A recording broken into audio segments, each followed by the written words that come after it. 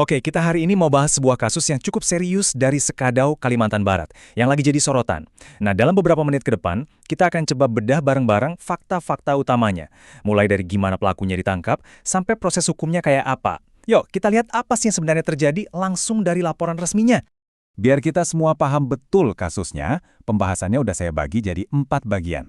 Pertama, kita bakal lihat soal penangkapan terduga pelakunya. Terus, kita urutkan kronologi kejadiannya. Gimana ceritanya bisa sampai begitu? Ketiga, kita intip langkah-langkah penyelidikan yang diambil polisi. Dan yang terakhir, kita bahas soal hukuman apa yang kira-kira bakal diterima tersangka. Oke, kita mulai dari bagian pertama ya. Ini adalah titik awal gimana kasus ini mulai terungkap. Jadi fokus kita sekarang adalah gimana polisi bisa bergerak cepat buat mengamankan orang yang diduga jadi pelaku utamanya. Nah, yang turun tangan langsung ini adalah Unit Perlindungan Perempuan dan Anak atau biasa disingkat PPA dari Satreskrim Polres Sekadau. Mereka ini berhasil mengamankan seorang pria, inisialnya FB, usianya 23 tahun. Dan ini tentu aja jadi langkah pertama yang krusial banget dalam menangani kasus kayak gini. Terus, kenapa dia ditangkap? Nah, ini dia masalahnya dan ini serius banget.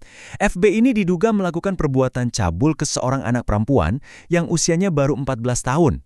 Ya, ini inti dari kasus yang bakal kita bahas lebih dalam lagi. Oke, kita udah tahu siapa yang diamankan. Pertanyaan berikutnya, gimana sih ceritanya? Rangkaian kejadiannya seperti apa? Nah, di bagian kedua ini, kita bakal urutkan semua dari kapan dugaan kejahatannya terjadi sampai akhirnya kasus ini resmi dilaporkan ke polisi. Coba kita lihat timeline-nya ya. Kejadiannya ini ternyata berlangsung cepet banget. Dugaan tindak pidananya itu terjadi hari Rabu dini hari. Nggak sampai 2 hari. Hari Kamisnya, pelaku udah berhasil diamankan. Baru deh di hari Jumat, kasusnya secara resmi dilaporkan. Cepet ya gerakannya.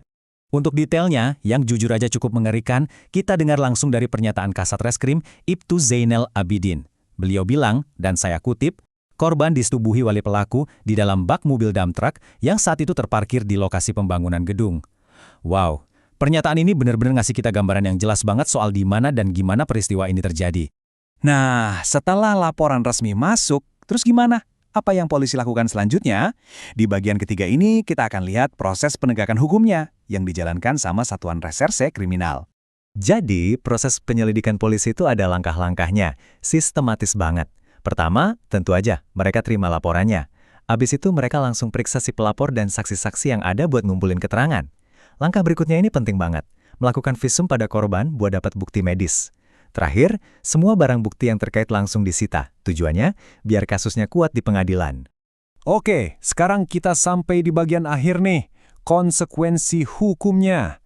Setelah semua bukti terkumpul, penyelidikan udah jalan, terus apa nasib si terduga pelaku ini? Apa langkah hukum selanjutnya? Nah, disinilah ada titik balik yang penting banget dalam kasus ini. Kata Pak Kasat Reskrim, setelah diperiksa, si pelaku ini akhirnya mengakui perbuatannya. Pengakuan ini, wah jadi fondasi yang kuat banget buat jaksa nanti untuk bawa kasus ini lebih lanjut.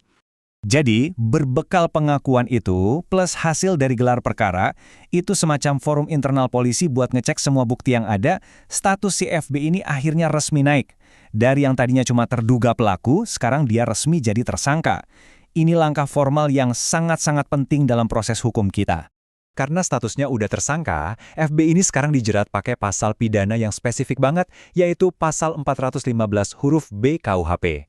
Anda perlu tahu, pasal ini tuh emang khusus dibuat untuk kasus-kasus perbuatan cabul terhadap anak. Ini nunjukin kalau negara kita memandang kejahatan semacam ini dengan sangat serius dan mau ngasih perlindungan hukum yang kuat buat korban anak-anak. Tapi ingat ya, penetapan tersangka ini bukan akhir cerita. Justru ini baru awal dari perjalanan panjang di pengadilan. Pembahasan kita memang berhenti sampai di sini, tapi proses pencarian keadilan untuk korban masih terus berjalan. Dan ini ninggalin satu pertanyaan penting buat kita renungkan bersama. Gimana ya caranya proses hukum selanjutnya bisa benar-benar memastikan keadilan buat korban?